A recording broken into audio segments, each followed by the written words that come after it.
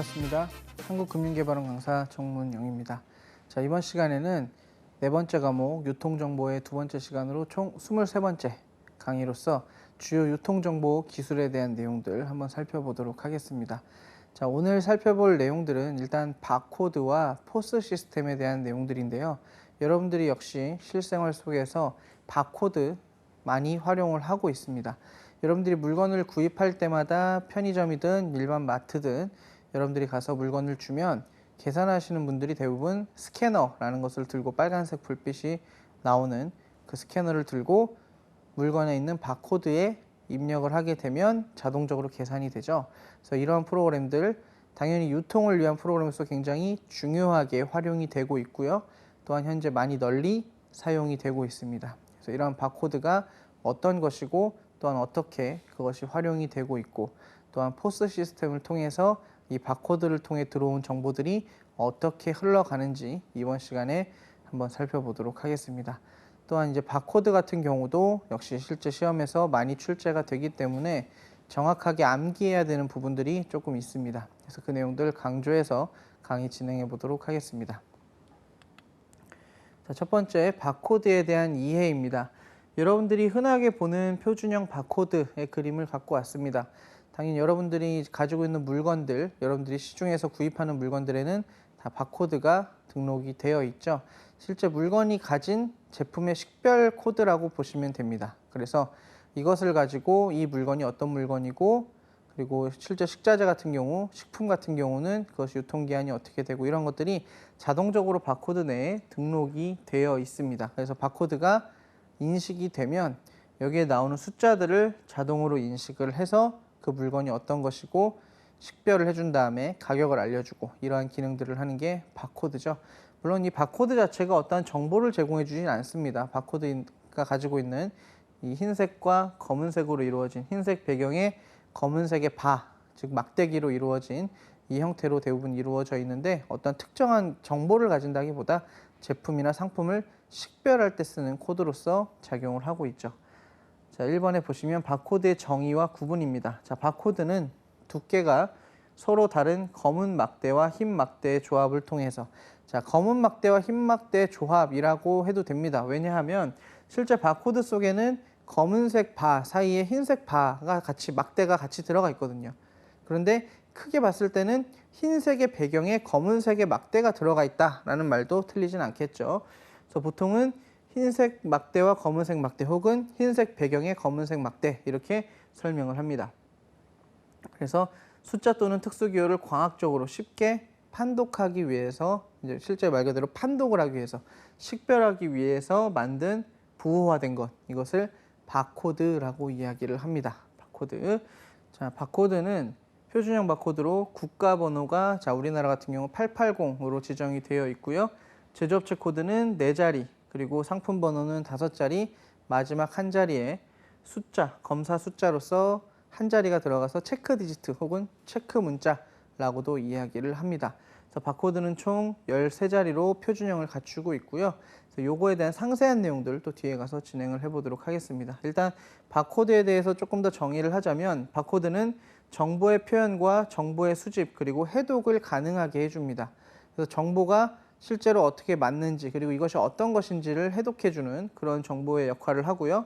문자나 숫자를 나타내는 검은 막대와 흰 공간의 연속을 바와 스페이스, 그러니까 막대와 공간으로 표현을 하죠. 그래서 배열에서 이진수 0과 1의 비트로 바꾸고 이들을 조합해서 정보로 이용하게 되는데 이것을 심벌로지라고 부르기도 합니다. 그래서 이것을 바코드 언어에 의해서 만들어진 것을 이야기한다. 자, 바코드를 쉽게 설명을 드리면 말 그대로 흰색의 배경에 검은색 바로 이루어진 물건의 식별 코드다. 이렇게 이해를 하시면 되겠고요. 총 이제 표준형이 13자리로 이루어져 있고 국가 코드 3자리, 제조업체 코드 4자리, 상품 코드 5자리, 마지막에 검사 문자 1자리 해서 이렇게 이루어져 있다라는 걸 먼저 일단 여기서 인지를 하시고 이제 다음으로 넘어가 보겠습니다. 자, 바코드 앞에서 보셨던 바코드의 모습을 계속 기억을 하시면서 보시면 되는데요. 자, quiet zone이라는 게 있습니다. 자, 조용한 자리 혹은 여백이라고 하는데요. 바코드의 시작과 끝에는 여백이 있는데 이 여백을 quiet zone이라고 해서 가장 좁은 요소의 10배 이상으로 지정한다. 자, 뭐 몇 배 이상 이런 것까지 구체적으로 알 필요는 없지만 바코드에 보면 그림을 한번 다시 볼게요. 바코드에 보시면 바코드의 양쪽 면에 흰색 공간들이 있습니다. 그래서 바코드가 그 안에 있는 바코드의 검은색 바를 잘 인지하도록 주변에 여백을 주죠. 이것을 바로 quiet zone이라고 합니다. 그래서 시작 문자 앞과 멈춤 문자, 맨 처음에 시작하는 바코드의 바와 맨 끝에 있는 바코드의 바, 막대기, 이것의 뒤에 있는 공백 부분을 가리키며 바코드의 시작과 끝을 명확하게 구현하기 위해서 필수적인 요소다. 광학적 장치로 바코드를 찍다 보면 주변에 바코드나 아니면 다른 색깔의 어떤 포장지나 이런 것들이 있다면 바코드가 제대로 인식이 안 되겠죠. 그래서 실제 여러분들이 가진 근처에 있는 아무 물건이나 딱 잡으신 다음에 바코드를 보시면 검은색 막대기가 있는 공간 옆에 그리고 아래 위에 조금씩 흰색으로 여백이 있습니다. 그 공간에. 빨간색 재질의 포장지더라도 그 중간에 하얀색으로 돼서 약간 여백이 있고 그 안에 바가 들어가 있고 밑에 숫자가 있죠. 약간의 여백을 준다는 거. 이것이 바로 quiet zone입니다. 그래서 심벌 좌측의 여백을 전방 여백, 그리고 우리가 정면에서 봤을 때 바코드 왼쪽을 전방 여백, 바코드 오른쪽을 후방 여백. 숫자가 시작하는 곳이 처음이니까 전방, 그리고 숫자가 끝나는 곳이 후방이니까 후방 여백. 이렇게 두 가지 여백을 quiet zone이라고 이야기를 합니다. 여백 공간이라고 이야기를 하죠. 그래서 바코드가 잘 인식이 되도록 주변에 여백 공간을 둔 것이다 라는 거죠. 자, 그리고 두 번째가 스타트와 스탑 캐릭터입니다. 자, 시작 문자와 멈춤 문자를 얘기하는데요. 바코드의 막대기의 맨 처음과 바코드 막대기의 맨 끝, 숫자가 시작하는 곳 있죠. 880으로 우리가 시작하는 곳, 그림으로 보시면 앞에 국가번호가 시작하는 곳, 앞에 바로 시작 문자가 맨 밑으로 길게 내려와져 있습니다. 그리고 끝에도 캐릭터가 맨 밑으로 내려와 있죠. 이런 식으로 시작 문자와 멈춤 문자가 끝에 있습니다. 시작 문자와 멈춤 문자. 이것을 스타트 캐릭터, 스탑 캐릭터라고 이야기를 합니다. 그래서 시작 문자는 심벌, 그러니까 바코드 모양의 맨 앞부분에 기록된 문자로 데이터의 입력 방향과 바코드의 종류를 바코드 스캐너에 알려주는 역할을 하고요.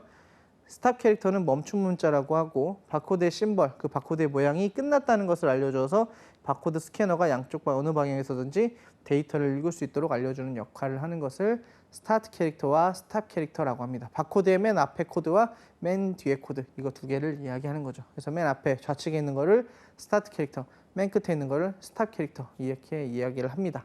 그래서 quiet zone과 스타트, 스탑 캐릭터 잘 기억을 하시고요. 보통 시험에서는 quiet zone에 대한 이야기를 많이 했었습니다. 그 내용도 참고를 해두시면 되겠죠. 계속 그 바코드의 모양을 주의 깊게 생각하시면서 혹은 주변에 어떤 물건이나 책이나 이런 것들이 있다면 바로 뒤집어 보시면 바코드 모양이 있습니다. 그거 보시면서 강의를 들으셔도 좋을 것 같아요.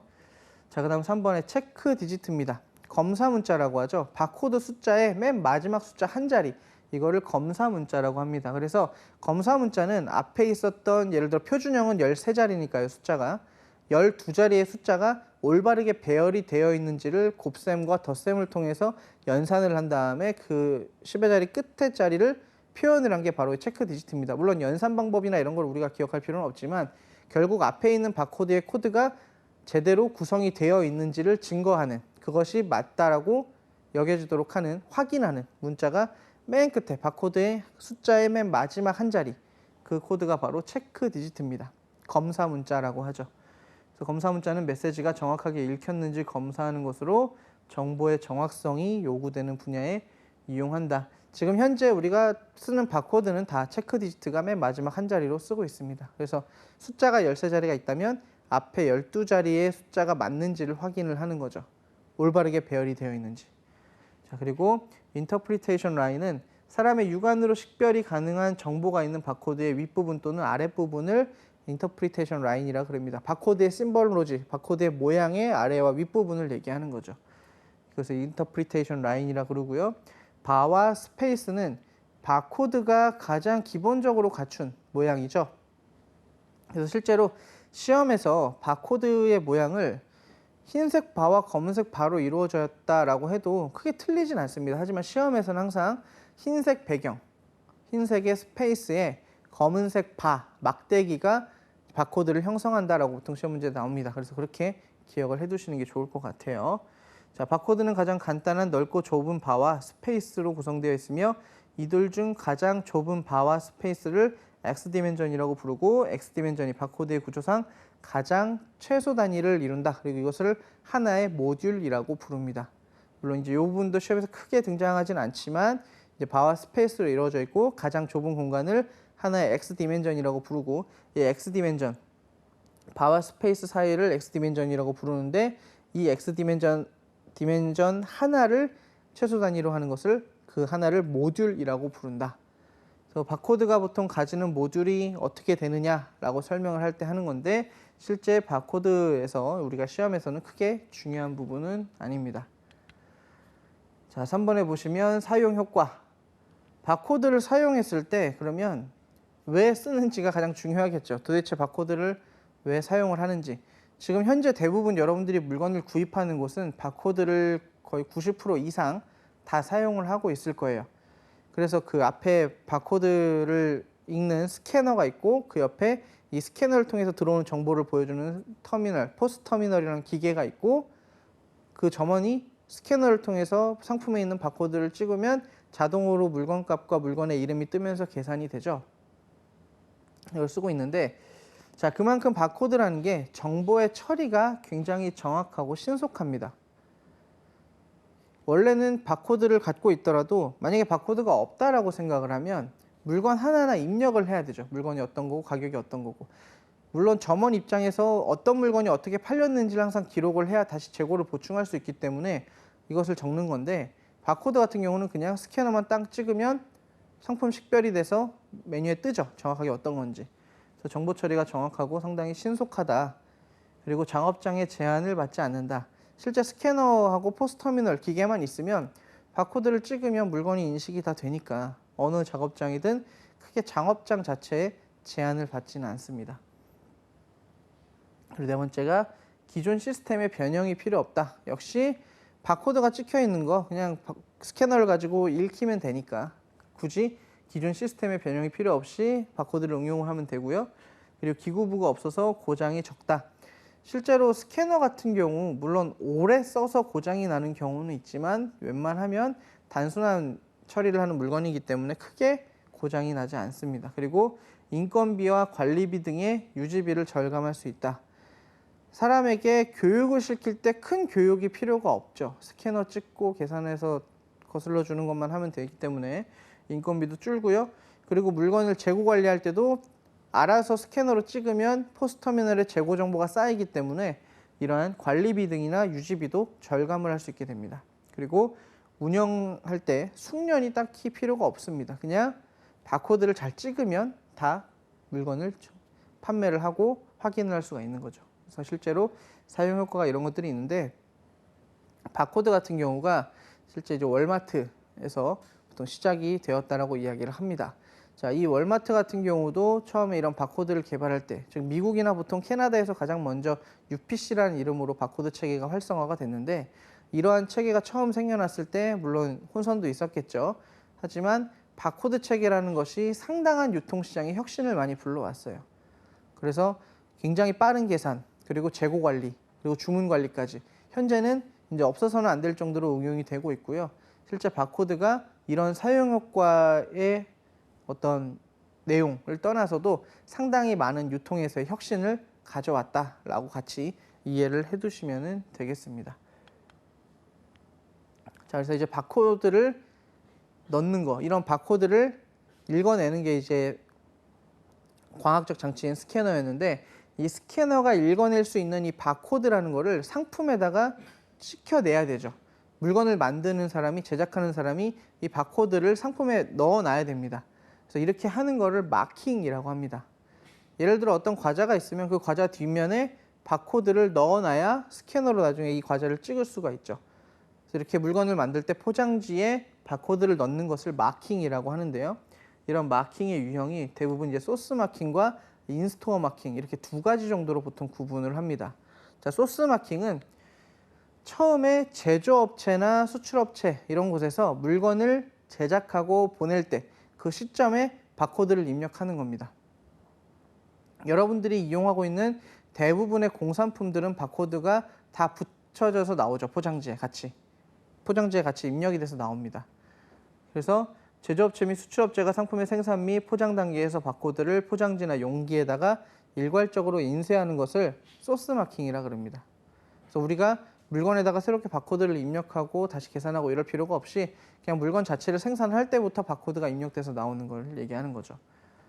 그리고 소스 마킹은 주로 가공식품이나 잡화 등을 대상으로 실시하며 인스토어 마킹과는 달리 전 세계적으로 사용되기 때문에 인쇄되는 바코드의 체계 및 형태도 국제적인 규격에 근거한 13자리의 숫자로 구성된 바코드로 보통 인쇄를 합니다. 자, 국제적으로 처음에 이제 미국과 캐나다에서 사용한 UPC, 그리고 이것을 유럽에서 사용하면서 유러피안 아티클 넘버라는 EAN 체계로 현재 우리나라도 사용을 하고 있는데, 우리나라에 들여오면서 이제 KAN, 코리안 아티클 넘버라고 사용을 하고 있지만 똑같이 13자리 숫자 체계를 국제적으로 비슷한 형식으로 사용을 하고 있습니다. 그래서 물건을 이제 확인하고 식별할 때 이 바코드를 소스 마킹을 한다면 확인이 굉장히 빠르고 간단하겠죠. 그래서 만들어내는 주체 측에서 이러한 바코드를 넣어 놓은 거, 이거를 이제 소스 마킹이라고 부릅니다. 소스 마킹. 현재 KAN으로 13자리를 쓰고 있고 또 뒤에서 설명을 드리도록 하겠습니다. 자, 인스토어 마킹은 각각의 소매 점포에서 청과 생산, 야채, 정육 등을 포장하면서 일정한 기준에 의해 라벨러를 이용하거나 컴퓨터를 이용하여 바코드 라벨을 출력, 이 라벨을 일일이 사람이 직접 상품에 붙이는 것을 의미한다. 자, 어떤 거 생각하시면 되냐면요. 대형 할인마트나 슈퍼마켓 같은 데 가면 여러분들이 야채 같은 거나 아니면 뭐 감자, 고구마 이런 것들을, 과일 같은 것들을 담고 거기에 일하시는 점원에게 주면 점원이 저울 같은 데 올려놓고 바코드가 나오면 그 바코드를 붙여서 주시죠. 그것이 바로 인스토어 마킹입니다. 매장 내에서 매장에서 정한 가격 체계에 따라서 그 자리에서 바코드 라벨을 떼서 바로 붙여주는 거죠. 그래서 이거를 인스토어 마킹, 매장 내에서 하는 마킹 작업이다라고 해서 인스토어 마킹이라고 합니다. 여러분들이 정육 제품들, 고기 같은 것들을 살 때 고기를 올려서 무게를 재고 그걸 담은 다음에 그 저울에서 어느 버튼을 누르면 라벨이 나와서 그 라벨, 바코드를 봉투에 붙여주죠. 그럼 우리가 그걸 가지고 가서 계산을 하죠. 이것이 바로 다 인스토어 마킹입니다. 매장 내부에서 하는 마킹, 이것을 인스토어 마킹이라고 하고요. 니은에 보시면 소스 마킹된 상품은 하나의 상품에 고유 식별 번호가 붙어 전 세계 어디서나 동일 상품은 동일 번호로 식별되지만, 소스 마킹이 안 된 제품, 그리고 즉 인스토어 마킹 같은 경우는 동일 품목이라도 소매 업체에 따라서 각각 번호가 달라집니다. 그래서 그 매장에서 보통 활용이 되는 거죠. 인스토어 마킹 같은 경우는 매장 내부에서 쓰기 위해서 만들어낸 바코드 체계이기 때문에 이것은 매장 내부에서 보통 활용이 되는 거죠. 근데 이제 회사에서 물건을 만들 때는 소스 마킹을 하는 것들, 이런 것들은 전 세계적으로 사용할 수 있도록 고유 식별 번호가 붙어서 다 사용이 동일하게 가능하지만, 인스토어 마킹은 매장 내부에서 활용하기 위해서, 편의를 위해서 만들어 놓은 마킹 제도이기 때문에 이런 것들은 전 세계적으로 활용하기는 좀 어렵다, 이렇게 구분을 하시면 되겠습니다. 그래서 인스토어 마킹 뭐 어떤 건지 이해가 되시겠죠? 실제 여러분들이 매장을 이용할 때 봉투에다가 물건을 담고 이것을 그 점원에게 주거나 우리가 어느 저울에 올려놓고 버튼을 누르면 그 가격 단위에 맞는 바코드가 나와서 그걸 봉투에 우리가 붙여서 계산대에 가서 계산을 하는 거, 이게 인스토어 마킹입니다. 기억을 해 놓으시고요. 바코드는 이제 우리가 이제 인스토어 마킹을 하든 소스 마킹을 하든, 특히나 소스 마킹일 때 국제적인 표준이 있습니다. 이거를 글로벌 스탠다드 넘버 1이라고 해서 GS1이라고 부릅니다. 그래서 결론은 이제 GS1이나 유러피안 아티클 넘버나 코리안 아티클 넘버나 이제 다 비슷한 체계죠. 근데 이제 이름을 그렇게 부르는 겁니다. GS1은 상품의 식별과 상품 정보의 교류를 위한 국제 표준 상품 코드를 관리하고 보급을 전담하는 기관으로서 세계 100개국이 넘는 국가가 가입한 국제기구다. 그래서 우리나라 같은 경우는 GS1 코리아, 그래서 대한상공회에서의 유통물류진흥원이라고 있습니다. 유통물류진흥원이 한국을 대표해 1988년도에 가입을 했고요. 국제표준 바코드 시스템의 보급 및 유통 정보화를 전담하고 있는 글로벌 기관으로서의 역할을 하고 있습니다. 그러니까 전 세계가 소스 마킹을 한 물건에 대해서는 서로 유통이 가능하도록 이런 체계를 구축하고 있는 거죠. 그리고 GS1 코드는 백화점, 슈퍼마켓, 편의점 등 유통업체에서 최종 소비자에게 판매되는 상품에 사용되는 코드로서 자, 요걸 좀 기억을 하셔야 되는데 GS1 코드라는 거는 우리가 쓰는 이제 EAN, KEAN 체계를 얘기합니다. 우리가 쓰고 있는 13자리 바코드 체계를 이야기하는데 이거는 일반적으로 슈퍼마켓이나 편의점, 그러니까 유통업체에서 최종 소비자에게 판매될 때 주로 사용이 되고요. 뭐 물류를 할 때 하는 물류 바코드나 이런 것들은 따로 구분을 해서 사용을 합니다. 그래서 일반적인 물건들, 최종 소비자가 바로 구입하는 물건들에 이런 바코드 체계를 사용한다. 그리고 상품 제조 단계에서 제조업체가 상품 포장에 통상 당연히 소스 마킹을 해서 나오는 물건들. 이거는 GS1과 연관이 있다. 그리고 GS1 13, GS1 13이라 해서 표준형 바코드를 저렇게 이야기를 합니다. 13자리로 구성이 돼 있죠. 13자리도 기억을 하시고요. 13자리의 구성이 어떻게 되는지도 같이 기억을 하셔야 됩니다.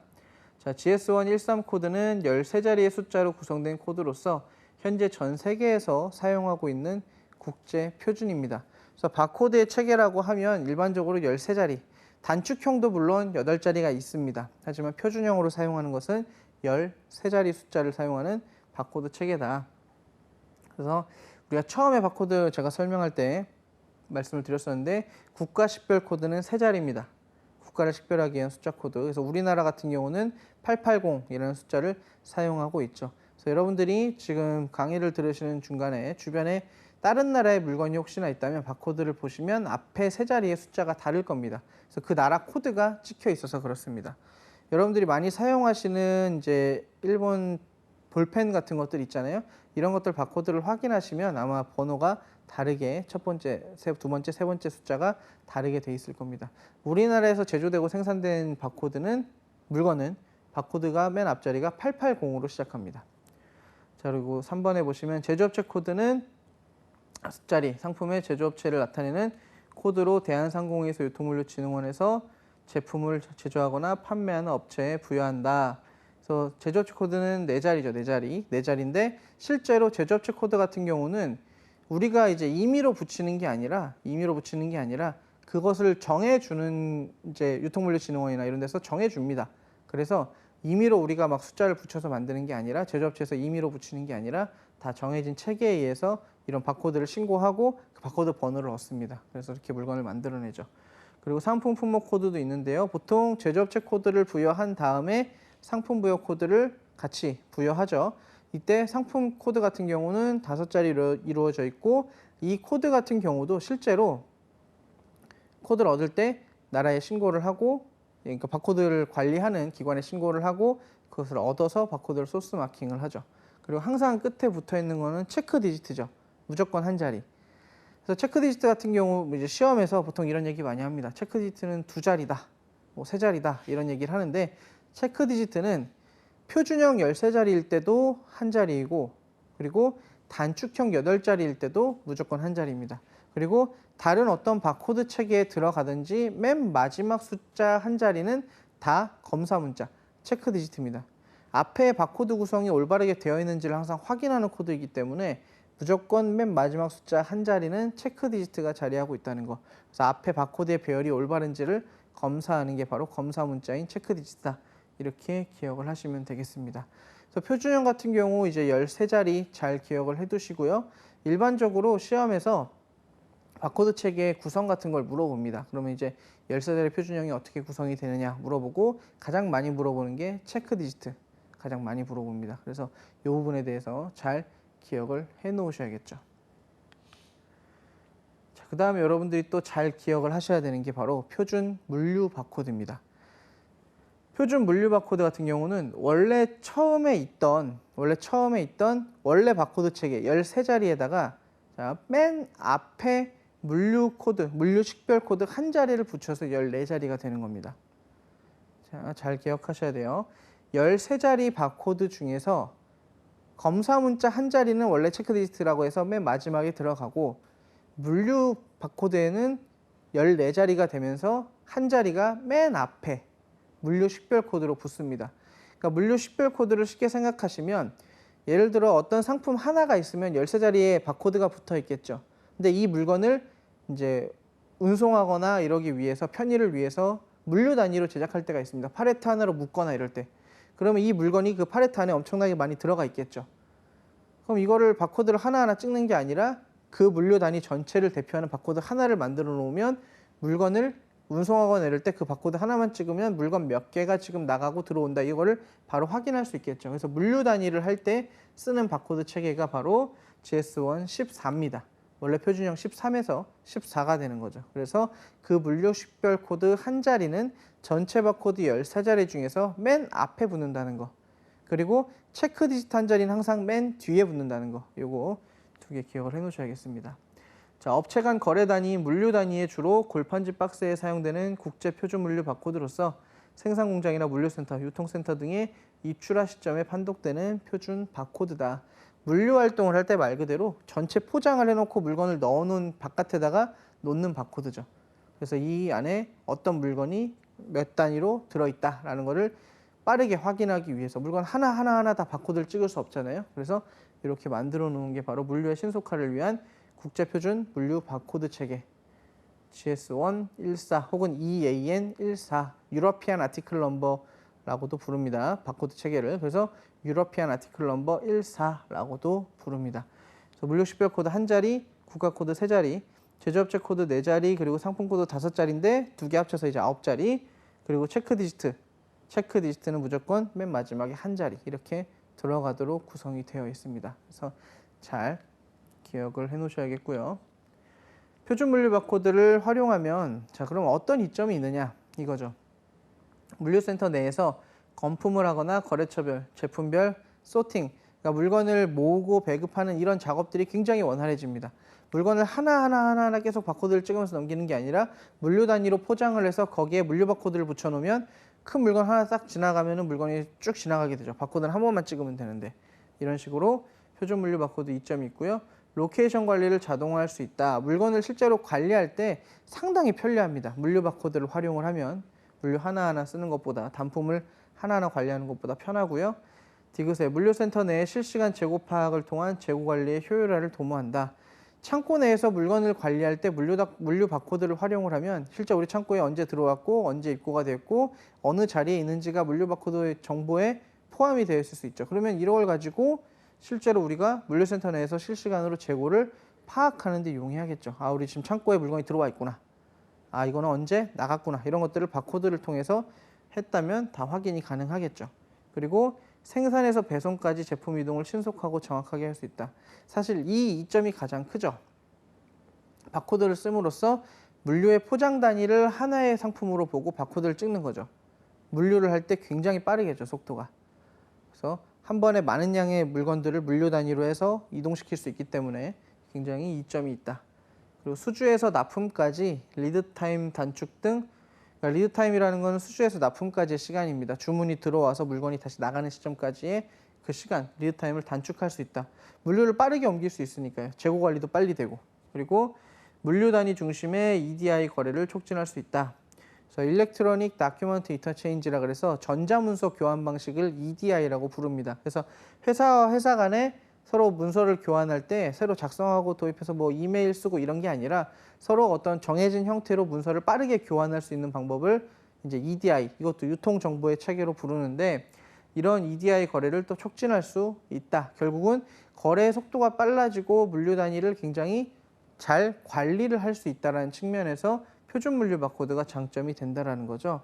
그래서 GS1 13과 GS1 14, EAN 13과 EAN 14를 비교를 해보면 코드의 자릿수는 GS1 13은 당연히 13자리입니다. 근데 GS1 14 물류 바코드는 물류 식별 코드가 전체 바코드 13자리이면 앞에 한 자리가 붙기 때문에 14자리가 된다는 거. 그리고 사용처는 일반적인 바코드 체계인 GS1 13은 우리가 물건을 구매하는 최종 소비 단계에서 사용하는 일반 물품, 상품 바코드로서 사용이 되고요. GS1 14는 기업 간, 그리고 물류센터 간 이럴 때 사용하는 물류 바코드다. 그리고 응용 분야는 GS1 13 같은 경우는 우리 일반적으로 포스를 통해서 스캐너를 통해서 인식이 되고 GS1 14 같은 경우는 재고 관리나 입출고 관리할 때 주로 많이 활용이 되고 있습니다. 그래서 이러한 GS1 13과 14 비교 잘 해두시고요. 표준형은 13이고 국가 코드 3자리, 그리고 제조업체 코드 4자리, 상품 코드 5자리, 체크 디지트 1자리 기억을 해놓으시고 표준 물류 바코드인 GS1 14는 14자리인데 맨 첫 번째 물류 식별 코드 1자리, 국가 코드 3자리, 저접촉 코드 4자리, 상품 코드 5자리, 맨 마지막에 체크 데이트 1자리 해서 총 14개가 된다는 거. 이렇게 13자리, 14자리 구분을 하시고 일반 최종 소비자에게 가는 거는 13자리인 GS1 13. 물류를 하기 위해서 하는 국제표준 물류 바코드는 GS1 14. 두 개 기억을 해 놓으시면 되겠습니다. 자, 그리고 여러분들이 가진 책 같은 거 이렇게 뒤집어 보시면 ISBN이라고 해서 넘버가 붙어 있고요. 이것도 13자리로 구성이 되어 있습니다. 자, 국제표준 도서번호라 그러는데요. 13자리로 식별 코드, 식별 번호를 다 부여를 해놨고요. ISBN 구조는 시작 문자가 978이나 979로 시작을 합니다. 978이나 979. 그래서 여러분들이 책을 보시면 실제로 978이나 979로 시작을 합니다. 잡지 같은 경우는 977로 시작해요. 그건 또 이제 ISSN이라 그래서 시리얼 넘버인데 그거는 이제 국제 표준 도서 번호가 아니라 국제 정기 연속 간행물 번호라 그래서 시작 문자가 다릅니다. 하지만 ISBN은 978, 979 총 13자리로 이루어져 있다. 그래서 ISBN은 일반적인 부여 대상이 인쇄된 자료나 일반 출판물, 그러니까 일반 단행본 같은 것들은 다 ISBN이 붙고요. 뭐 CD나 DVD 그리고 교육용 소프트웨어 그리고 복합 매체 출판 등은 다 ISBN이 붙습니다. 그래서 978, 979로 시작되는 국제 표준 도서 번호, 이걸 ISBN (International Standard Book Number)라고 부릅니다. 자, 그런데 ISBN 부여에 제외가 되는 자료들이 있어요. 자, 뭐냐면 추상적인 창작물, 수명이 짧은 인쇄 자료, 뭐 노트, 인쇄 악보, 개인적 기록, 음악 녹음 자료 이런 건 단행본의 개념이 아니죠. 책의 개념이 아니기 때문에 이런 거는 붙지가 않습니다. 잘 기억을 해 놓으시고요.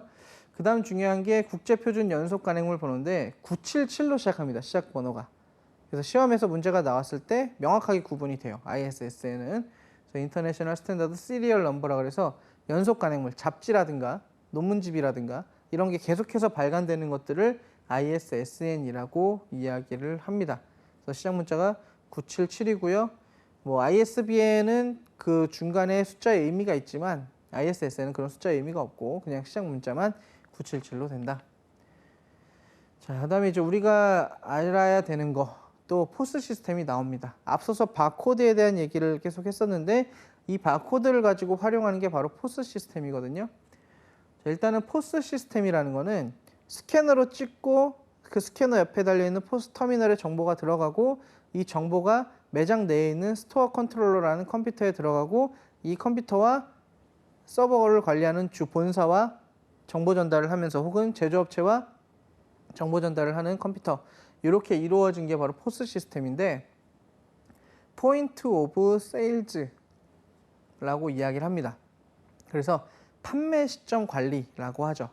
판매 시점에 물건을 관리한다는 얘기예요. 스캐너로 찍는 순간. 그래서 판매장의 판매 시점에서 발생하는 판매 정보를 컴퓨터로 자동 처리하는 시스템을 포스라고 한다. 그래서 포스 시스템에는 상품별 판매 정보가 컴퓨터에 보관이 되고 그 정보는 발주, 매입, 재고 등의 정보와 결합하여 필요한 부분에 활용이 된다라는 겁니다. 스캐너로 찍은 정보가 터미널에 들어가고 그 동시에 터미널의 정보가 스토어 컨트롤러에 들어가고 이 물건이 부족하거나 주문해야겠다 해서 바로 자동으로 주문을 하고 이런 일련의 시스템이 다 포스 시스템입니다. 그래서 포스 시스템의 목적은 고객이 원하는 상품을 원하는 시기에 원하는 양만큼 구매할 수 있도록 해서 고객의 상품 구매 만족도를 늘리는 겁니다. 그래서 재고를 잘 준비해주고 재고가 떨어지지 않게 하고 원하는 물건들을 더 많이 갖다 놓고 이런 것들을 알기 위해서 하는 게 바로 포스 시스템이죠. 그래서 기업은 팔릴 수 있는 상품을 그 양만큼 공급할 수 있도록 하여 매출과 이익을 극대화하는 데 목적을 가지고 있습니다. 결국은 포스도 고객의 만족을 통해서 기업의 이윤을 극대화하려는 거죠. 그런 유통 기술 중에 하나입니다. 그래서 포스는 포스 단말기 혹은 포스 터미널이라고 부르는 그 기계가 있죠. 그리고 여기에 자 2번에 있는 바코드 스캐너가 같이 연결이 되어 있습니다.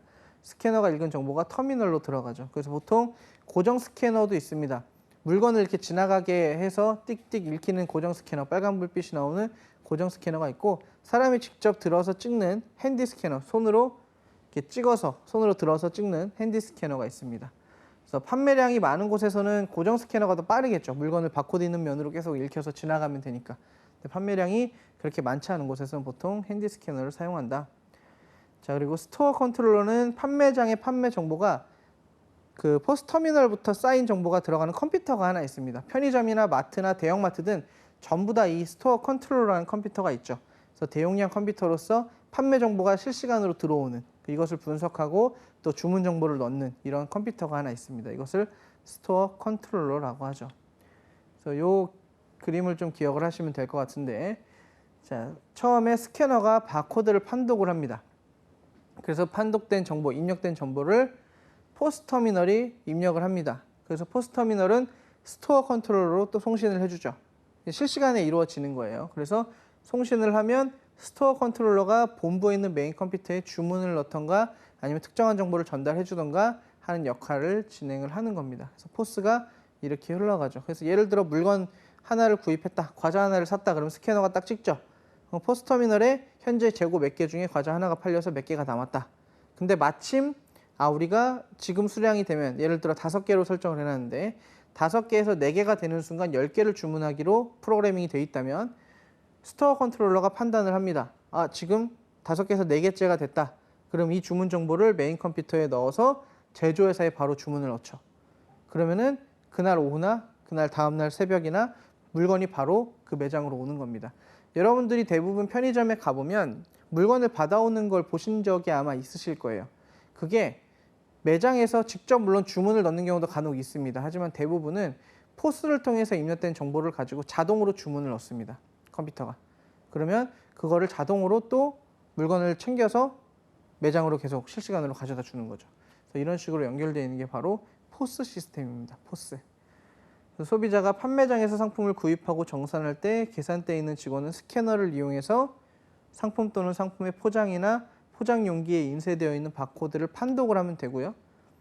판독된 정보가 포스 터미널로 들어가고 이 터미널로 들어가는 정보가 스토어 컨트롤러로 들어갑니다.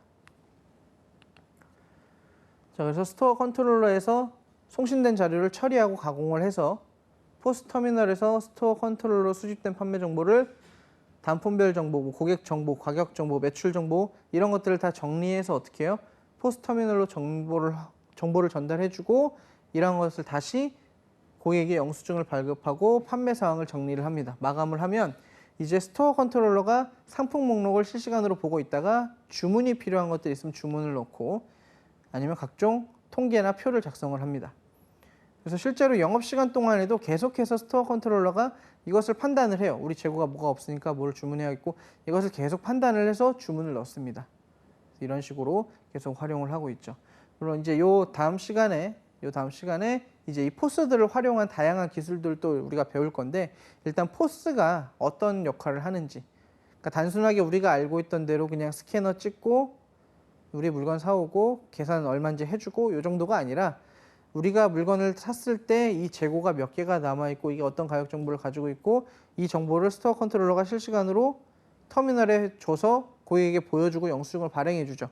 그리고 동시에 이 정보를 가져와서 우리 재고 정보를 파악하고 주문도 넣고 본사에 보고도 하고 실제로 표도 작성하고 그날 매출도 알려주고 이런 다양한 역할들을 하는 게 바로 이 포스 시스템입니다. 포스 시스템. 그래서 그 일반적으로 빨간색 불빛이 나오는 그것 스캐너. 그래서 책상에 달려있는 고정 스캐너도 있죠. 이렇게 물건을 옆으로 이렇게 하나씩 빼면은 바로 바코드가 읽히는 고정 스캐너도 있고 여러분들이 자주 보시는 편의점이나 마트에 있는 핸디 스캐너, 손으로 이렇게 찍는 스캐너 이것도 있고요. 그리고 이것과 연결된 게 바로 포스 터미널이라는 거. 그리고 이것과 연결된 컴퓨터, 매장 내부에 있는 컴퓨터, 이것을 관리하는 컴퓨터가 바로 스토어 컨트롤러라는 거. 그리고 이게 본사의 주 컴퓨터와 서버와 연결이 돼서 계속 정보를 수신하고 서로 받고 있다는 거. 이렇게 포스 시스템을 기억을 하시면 되겠습니다. 자, 그래서 포스 시스템 같은 경우 쓰게 되면 상당히 좋은 효과들이 많이 있어요. 계산원 관리 및 생산성이 향상된다. 자, 계산원은 상품을 계산할 때 혼동될 일이 없죠. 그냥 단순하게 스캐너만 잘 찍으면 계산을 알아서 해주고 가격 정보도 다 알아서 띄워줍니다. 그렇기 때문에 가격 변동이나 잘못된 기억, 오타 등으로 가격 입력이 틀릴 수 있지만 이런 것들은 스캐너가 판독하기 때문에 이것이 없을 수 있다. 없어진다. 라는 거죠. 그리고 이번에 보시면 스캐너에 의한 판독으로 계산하는 경우 가격을 입력해서 계산하는 경우보다 시간이 굉장히 많이 절약되죠. 실제로 고객이 신용카드를 사용하는 경우 별도의 기기가 필요 없고 일과 후 정산 작업도 자동으로 하므로 정산표를 따로 작성할 필요가 없다. 컴퓨터가 알아서 계속해서 정산을 해주고 있습니다. 재고 관리도 해주고 있고.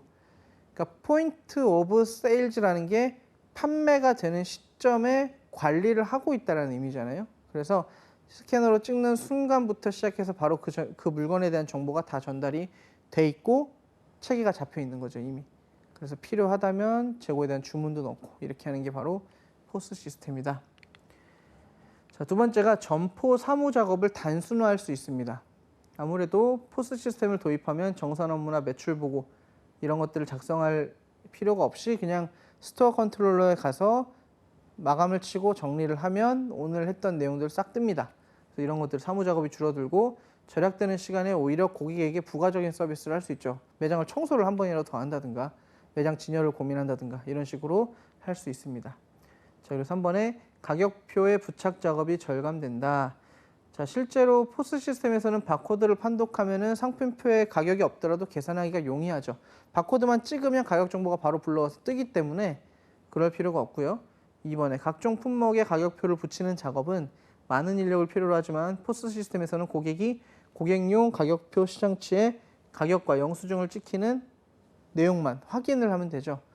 영수증을 달라는 고객에게는 그냥 출력만 해서 주면 됩니다. 그 정보가 다 뜨고 있기 때문에 확인이 가능하죠. 그래서 실제로 가격표 부착 작업을 할 필요가 없다라는 거. 그리고 품절 방지 및 상품의 신속한 회전이 가능해집니다. 자, 품절 방지라는 거에 가장 좀 큰 기능인데요. 실제로 물건을 재고를 실시간으로 파악을 한다는 게 물건을 판매하면서 우리 매장에 있는 물건들의 수량을 실시간으로 파악한다는 게 쉽지 않습니다. 그렇기 때문에 포스 정보를 보면 인기 상품과 비인기 상품도 파악할 수 있고요. 잘 팔리는 상품에 대해서 신속하게 발주하거나 진열량을 늘려서 품절을 최대한 방지할 수도 있습니다. 그래서 물건을 어떤 게 잘 팔리고 어떤 게 안 팔리고 그리고 어떤 재고를 좀 더 보유해야 되고 이러한 것들을 조금 더 잘 알 수 있게 되는 거죠. 그리고 두 번째가 인기 상품은 품절되지 않도록 신속히 주문하고, 자, 저 주문 같은 경우도 포스 시스템 내부에서 주문을 해줍니다. 자동으로 해주기 때문에 실제로 신속히 본인이 주문한다기보다 자동화된 시스템 속에서는 자연스럽게 컴퓨터가 그 역할을 해주고, 비인기 상품은 일정한 기간이 지난 뒤에 박앤세일 등의 판매 촉진 행사를 통해 신속히 처분하면 상품의 회전이 굉장히 빠르고 재고에 대한 비용도 절감이 될 수 있습니다. 그래서 이 부분에 대한 장점을 많이 가져갈 수 있다는 거. 자, 그럼 기출문제에 대한 내용들 한번 살펴보도록 하겠습니다. 자, 내용들 정리하면서 한 번씩 다시 한번 설명을 드릴 텐데요. 일단은 유통정보에서 바코드가 차지하는 비중 상당히 높고요. 바코드나 포스 시스템에 대한 내용을 잘 이해하셔야 역시 이후에 나오는 유통정보 기술들에 대해서 조금 더 원활하게 이해를 하실 수 있습니다. 자, 일단은 간단한 문제부터 볼게요. 86번인데 2015년 1회차 문제입니다. 국제표준 연속 간행물 번호를 표기할 때는 OCR 문자로 된 ISSN과 EAN의 바코드를 함께 쓴다. 13자리 바코드를 함께 쓴다는 거죠. 이때 10자리인 ISSN과 13자리인 EAN의 자릿수를 맞추기 위해 다음 중 ISSN의 앞에 들어갈 식별번호 프리픽스로 올바른 것은 무엇인가? 자, ISSN, 우리 ISBN일 때는 978, 979가 붙는다고 했었죠. 맨 앞에, 숫자 구성이 맨 앞에 붙는다고 했는데 ISSN 같은 경우 인터내셔널 스탠다드 시리얼 넘버라서 정기 연속 간행물 번호죠. 이거는 977로 시작하는 거. 단순히 977인 것만 기억을 하면 문제를 쉽게 맞출 수 있는 문제였죠. 그래서 978, 979, 1번과 2번의 내용은 ISBN, 국제표준 도서번호에서 활용을 하는 거고, ISSN에서는 977로 사용을 하고 있다는 것을 기억을 하시면 되겠네요. 자, 다음 문제 보시면 바코드의 색상 선택 시 주의할 사항으로 가장 옳지 않은 것은, 자, 여러분들이 이제 문제를 보는 순간 혼동이 올 수 있죠. 바코드 같은 경우는 원래 흰색과 검은색, 흰색 배경에 검은색 막대기로 당연히 구성이 되어 있는데 웬 색상 이렇게 할 수 있죠. 자, 문제를 볼게요. 1번에 바코드의 바 부분은 반드시 어두운 계열의 색상이어야 한다. 자, 광학적 장치인 스캐너가 읽어드리기 위해서는 밝은색 배경에 어두운색 바가 구성이 되어 있어야 그 자리를 읽어낼 수 있습니다. 그래서 어두운 계열이어야 되고 2번에 바의 색상은 반드시 하나로 통일이 돼야 됩니다. 어디는 검은색, 어디는 갈색, 어디는 초록색 이런 식으로 돼 있으면 안 되고 하나로 통일이 돼서 어두운 색의 계열로 되어야 된다. 3번에 바코드의 배경은 반드시 흰색과 같이 엷은 색상, 그러니까 이제 색상이 좀 밝은 색상을 사용해야 된다. 그래서 통상 흰색의 배경을 사용을 하는 거죠. 그래서 포장지의 색깔이 굉장히 진한 색이던가 아니면 다양한 색이 있더라도 실제로 그 바코드가 있는 근처의 색깔, 우리가 콰이어 존이라고 했었죠. 흰색으로 조금 더 이렇게 여백이 있게 네모칸이 이렇게 형성이 돼 있죠. 그리고 앞에 여백, 전방 여백과 후방 여백의 공간을 조금 이렇게 띄워놓습니다. 길게. 그래서 바코드 스캐너가 읽을 수 있도록 그렇게 딱 해놨죠. 물론 이제 특이한 상품들 같은 경우, 일부 상품 같은 경우는 바코드가 색깔 구분 없이, 예를 들어 포장의 재질이 흰색일 때는 바코드의 막대와 숫자만 적어놔도 바코드가 인식을 할 수 있죠. 물론 이런 경우도 간혹 있지만 대부분 이렇게 콰이어 존을 딱 두고 이렇게 밝은색, 흰색과 같이 엷은 색을 놓고 배경으로 놓고 안에 막대기를 조금 어두운 색으로 이렇게 구성을 합니다.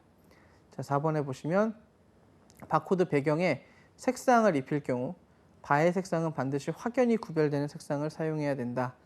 자, 앞에 있는 그 바는 스캐너를 통해서 인식이 되어야 되기 때문에 바깥에 있는 색깔에 배경의 색깔을 입혔다라고 할 때는 그 바깥의 색깔의 배경과 전혀 다른 색으로 반드시 확연하게 구분이 되어야만 스캐너가 판독을 할 수 있습니다.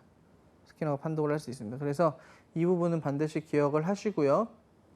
결국 그래서 일반적인 상품들이 흰색 배경에 그냥 검은색 막대기로 다 구성을 해놓는 거죠. 5번에 보시면 바코드의 최적 색상 조합은 흰색 바탕에 흑색 바탕에 백색 바를 사용한 것이다. 바뀌었죠? 흰색 바탕에 검은색 바 막대기를 사용하는 것이 옳다라고 답을 해야겠죠. 그래서 이 문제의 답은 5번이 가장 옳지 않게 되겠네요. 자, 기억하실 거. 바코드에서 배경의 색깔은 이왕이면 엷은 색 그리고 밝은 색이 좋다. 그리고 바코드의 안에 들어가는 막대기의 색깔은 반드시 검은색일 필요는 없겠지만 어두운 색으로 배경과는 확연하게 차이가 나야 한다.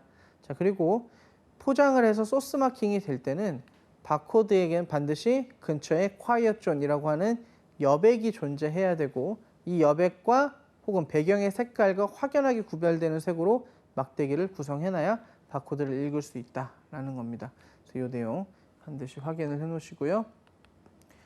자, 그 다음 포스 시스템의 운영 흐름 과정을 가장 올바르게 나열한 것은 이라고 했습니다.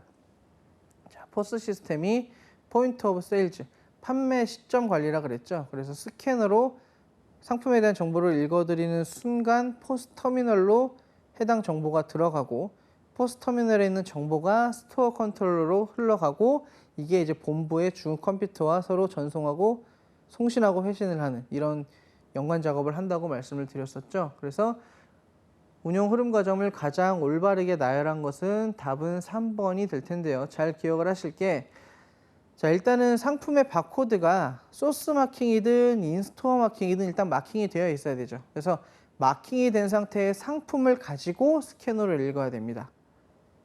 그래서 읽은 다음에 이 읽은 정보가 가격 정보나 상품의 판매 정보 같은 것들이 스토어 컨트롤러에 바로 들어갔다가 포스 터미널에 바로 띄워주죠. 그리고 이 판매 정보를 스토어 컨트롤러가 가져가서 필요하다면 재고 주문에 대한 주문을 넣고, 만약에 물건이 잘못된 것이 판독이 됐다면 잘못된 것에 대한 정보를 인지를 해서 그것에 대한 내용 리포트를 작성을 하거나 그 내용을 보고하고, 이런 식으로 스토어 컨트롤러가 자동으로 다 해주고 그다음에 본부의 주 컴퓨터와 연결을 해서 뭐 판매에 대한 판매량, 매출량, 아니면 판매 정보 이런 것들을 뭐 송신을 해주거나 이런 식으로 작업을 하는 게 바로 포스 시스템의 운영 흐름 과정이죠. 그래서 포스 시스템 같은 경우 실제로 현재 우리나라 같은 경우 당연히 다 사용을 하고 있고요. 전 세계가 다 사용을 하고 있습니다. 근데 그 원천 자체가 바코드라는 거 잘 기억을 해 놓으시고요. 실제 시험에서 이렇게 운용 흐름을 설명한 거 굉장히 쉽게 나온 형태죠. 이렇게 나온 거는 굉장히 쉽게 나왔는데 이 흐름 잘 기억을 해 놓으셔야 된다는 거 보시면 되겠습니다. 자, 그 다음은 바코드와 관련된 설명으로 가장 옳지 않은 것은? 이라고 문제에서 물어봤네요. 1번에 국내에서 사용되는 표준형 KAN, 그러니까 Korean Article Number 코드는 13자리로 바와 스페이스로 구성되어 있다.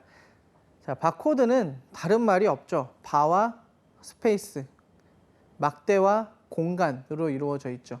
그래서 우리가 앞서 문제 풀었던 것처럼 바는 짙은 색, 그리고 스페이스는 옅은 색을 선택하고 두 가지 색이 반드시 확연히 차이가 나는 색으로 구성을 해야 한다.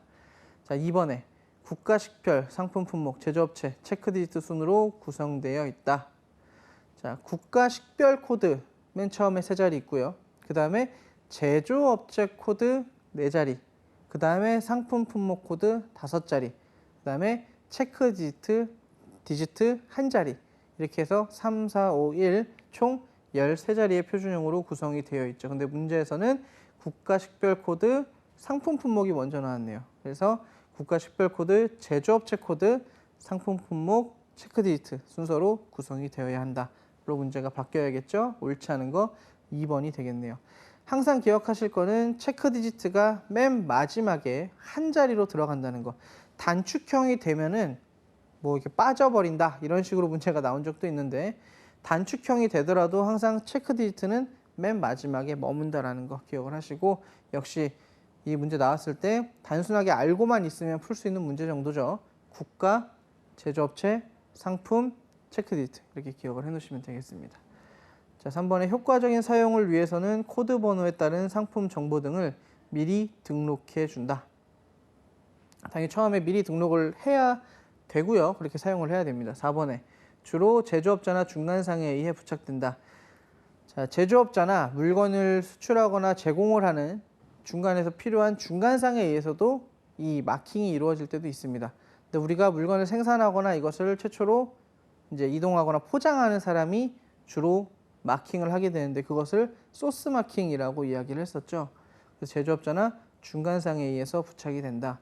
예를 들어 수출이 되는 상품 같은 경우는요, 이 수출이 되는 상품을 제작을 해서 온 다음에 수출업자가 그것을 수출하기 전에 작업을 하는 경우도 있습니다. 마킹 작업을 하는 경우도 있어요. 바코드 작업을.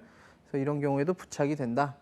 5번에 생산 시점에 바코드를 인쇄하는 것을 소스 마킹이라고 한다. 맞는 얘기죠. 근데 이제 매장 내부에서 야채라든가 정육이라든가 이런 것들을 이제 매장 내부에서 바코드를 붙이기 위해서 하는 것 인스토어 마킹이라고 그랬었죠. 그래서 매장에서 내가 물건을 봉투 같은 데 넣고 이렇게 점원을 주거나 아니면 저울 같은 데 올려서 계산 버튼을 누르면 해당 계산 단위에 대한 금액이 바코드로 돼서 나오죠. 그럼 그거를 우리가 봉투에 붙여서 계산대에 가서 최종적으로 계산을 하게 되죠.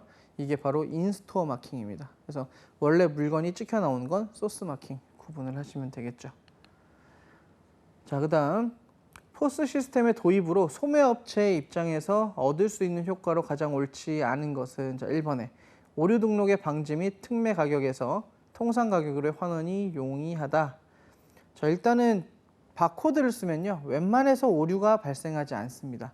바코드를 사용하면 오류가 거의 발생하지 않고요. 통상 가격으로 바코드 시스템에 등록된 가격이 있기 때문에 통상 가격으로 환원도 가능해요. 그리고 바코드 정보를 가지고, 상품 정보를 가지고 스토어 컨트롤러나 포스 터미널에 판매 정보를 변경을 하면 되기 때문에 이런 작업들은 굉장히 쉽죠. 크게 어렵지 않습니다. 그래서 이런 처리 작업들이 굉장히 빠르고 간단하다는 거, 오류가 거의 발생하지 않는다는 장점이 있죠. 2번에 자료의 교차 분석으로 경쟁 상품과의 판매 경향을 비교 분석할 수 있다. 자, 이 해당 내용에 대해서 이제 많은 분들이 틀리기를 했는데요. 자, 좀 크게 확장을 해서 생각을 하는 겁니다, 사람들이. 원래 포스라고 하는 거는 이제 우리 매장을 관리하기 위한 시스템이죠. 우리 매장. 내가 지금 여름이고 우리가 시원한 맥주나 이런 것들이 많이 팔린다고 해서 다른 가게들이 모두 다 잘 팔린다라고 볼 수는 없는 겁니다. 실제로 경쟁자들이 어떻게 운영이 되고 있는지까지는 우리의 포스 시스템을 가지고는 판단하기가 어렵죠. 그래서 교차 분석이나 경쟁 상품과의 판매 경향을 비교 분석하는 건 할 수 없고요. 우리 매장 내부에서 어느 물건이 조금 더 잘 팔리고 어느 물건이 잘 팔리지 않는지 정도. 그리고 재고가 어떤 것들이 많이 필요하고 어떤 것들은 이제 빨리 처분을 해야 되는지 이런 정도. 이런 것들을 알 수 있고 실제 경쟁점과의 비교는 조금 어렵다. 우리 매장 내부의 정보를 알 수는 있다라는 거죠. 그래서 2번이 옳지 않은 거고요. 3번에 상품 구색의 적정화에 따른 매출 증대를 꾀할 수 있다. 포스를 가지고 판매를 하다 보면 판매 정보가 누적이 됩니다. 그러면은 가장 적합하게 판매를 하면 되는 물건이 어떤 건지를 목록화할 수 있어요. 그래서 이런 매출 증대를 꾀할 수도 있고요. 4번에 품절의 사전 방지로 매출액을 신장시킬 수 있다. 재고 관리를 꾸준하게 해준다고 했습니다. 그래서 품절을 방지할 수 있죠. 5번에 사장품, 잘 안 팔리는 거의 물건을 발견하고 또 그러한 것들을 제거하는 게 굉장히 용이하죠. 그래서 잘 팔리고 안 팔리는 물건의 구분을 잘 할 수 있다는 겁니다. 그래서 포스는 굉장히 많은 이점을 갖죠. 그래서 이런 것들도 같이 기억을 해 놓으셔야겠습니다. 자, 오늘 강의 내용을 정리를 좀 하면 일단 바코드에 대한 개념 여러분들이 잘 기억을 하셔야겠고요.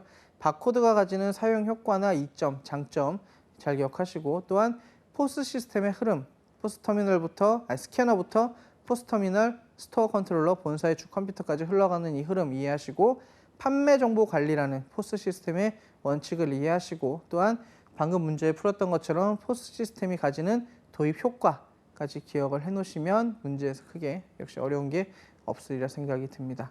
오늘 강의는 여기까지 진행하도록 하겠습니다. 저는 한국금융개발원 강사 정문영이었습니다. 감사합니다.